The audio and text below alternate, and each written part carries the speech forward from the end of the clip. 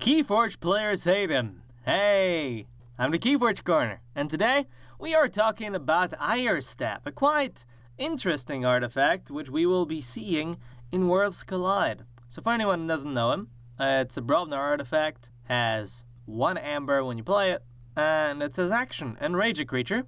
Give that creature a +1 power counter. So basically it can be used for both boosting your Brobnar creature and fighting, because that's most likely what you would do with a Brobnar creature, or can be used to stop your opponent from reaping, because if you have an enrage counter on you, you have to fight to get the counter off, simply speaking. I feel like this is a pretty good card, simply because of the fact that it has 2 uses. One use is of course to boost your Brobnars, and the other use is to stop your opponent, and having the card to stop your opponent from reaping is always good. The one problem I see with this though is that a lot of creatures which have really good reaping abilities have the minus of having lower power. So effectively, by giving them this +1 power, you're actually gonna put them at this threshold where they will not die because they're just slightly too big to get destroyed by a punch. And this is bad. When it comes to removing really obnoxious Reapers, effectively there are a lot better cards for that.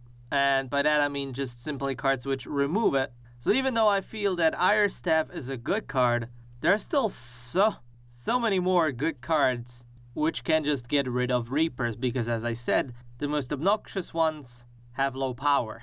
And if you keep boosting them to stop them from reaping, eventually you'll make them big. Now the problem is of course that since it's fighting, they will take damage back, right?